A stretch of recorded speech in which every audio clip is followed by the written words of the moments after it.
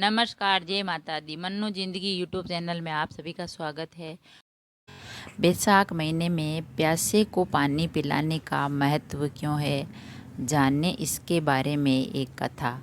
बैसाख का महीना है वो सभी महीनों में श्रेष्ठ होता है, यानी 12 महीनों में। तो इस महीने में प्यासे को पानी, चाहे इंसान हो चाहे जानवर हो पक्षी हो, किसी को भी पानी पिलाने का महत्व क्यों है, जानने इसकी कथा। एक वर्ष में 12 महीने होते हैं। इनमें से दूसरे महीने का नाम है, हिंदी दूसरे महीने का नाम है वैशाख महीना। और इस महीने के पूर्णिमा तिथि पर चंद्रमा विशाखा नक्षत्र में होता है, इसीलिए इसका नाम वैशाख है। इस बार वैशाख मास है जो 24 अप्रैल बुधवार से शुरू हो चुका है, जो 23 मई तक रहेगा। इस महीने में कई प्रमुख त्यौहार जैसे अक्षय तृतीया, नरसिंह चतुर्दशी और गंगा सप्तमी आदि मनाते हैं। इस महीने में प्यासे लोगों को पानी पिलाने का विशेष महत्व है। इससे जुड़ी एक कथा है, धर्म ग्रंथ में मिलती है, तो हम आपको वह कथा सुनाते हैं।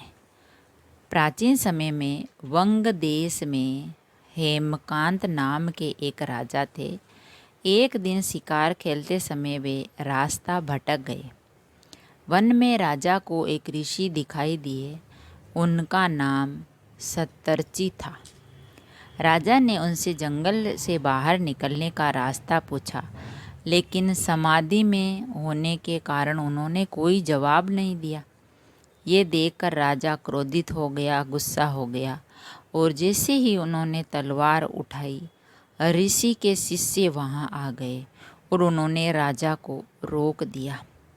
राजा ने शिष्यों से भोजन आदि की व्यवस्था करने को कहा, लेकिन शिष्यों ने कहा, हे राजा, हम गुरु की आज्ञा के बिना कुछ नहीं करते, इसीलिए हम आपका आतिथ्य नहीं कर सकते। शिष्यों के ऐसा करने पर राजा ने उनका वध कर दिया और जैसे तैसे अपने नगर आ गए। उन्होंने ये बात अपने पिता को बताई तो ब्रह्म हत्या करने के कारण उन्होंने राजा को ही अपने देश से निकाल दिया। राजा साधारण रूप में वन वन भटकते रहे। इस तरह 28 साल बीत गए। एक दिन वैशाख मास की भीषण गर्मी में महामुनि त्रित जंगल से गुजर रहे थे। भूखे प्यासे होने के कारण वे वहीं बेहोश होकर गिर पड़े। हेमकांत ने उन्हें देख लिया और पानी पिलाया। ऐसा करने से हेमकांत के पाप नष्ट हो गए। हेमकांत ने अपना शेष जीवन जंगल में तपस्या करते हुए बिताया। अंत समय में जब यमदूत हेमकांत के प्राण लेने आए तो वहाँ भगवान विष्णु के दूत भी आ गए। उन्होंने यमदूतों से कहा कि वैशाख मास में मुनि को जल पिलाने से अब हेमकांत निष्पाप हो गए हैं, इसीलिए तुम यहाँ से जाओ। यही भगवान विष्णु के आदेश हैं।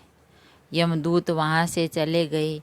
जब भगवान विष्णु के दूतों ने हेमकांत को स्पर्श किया तो पूरी तरह से स्वस्थ और युवा हो गया। वे ही हेमकांत को उनके राज्य और महल में लेकर गए और उनके पिता को पूरी बात बताई। भगवान विष्णु का प्रिय होने के चलते हेमकांत फिर से राजा बन गए और न्यायपूर्वक शासन करने लगे। तो फ्रेंड्स, यह कहानी थी कि बैसाख महीने में प्यासे को पानी पिलाने का क्या महत्व होता है। तो उस राजा ने उस ऋषि को पानी पिलाया और वह जीवित हो गए। तो इससे उनका जो इतना बड़ा पाप था, जो ऋषि के शिष्यों को मारा हुआ, वो पाप नष्ट हो गया और फिर से वह युवा हो गए और भगवान विष्णु का जो उन्हें आशीर्वाद मिला, क्योंकि उन्होंने उस ऋषि को पानी पिलाया था। तो उनके जो सारे पाप थे वो नष्ट हो गए और अब वह राजा की गद्दी पर बैठ गए और अपना राज्य संभालने लगे। तो बैसाख महीने में पानी पिलाने का इतना अधिक महत्व होता है, इसके बारे में हमने ये कथा सुनी और जानी। अगर वीडियो अच्छा लगा तो लाइक और शेयर ज़रूर करें। ऐसे ही और वीडियोस देखने के लिए, जानने के लिए, सुनने के लिए चैनल को सब्सक्राइब करें। थैंक यू, धन्यवाद।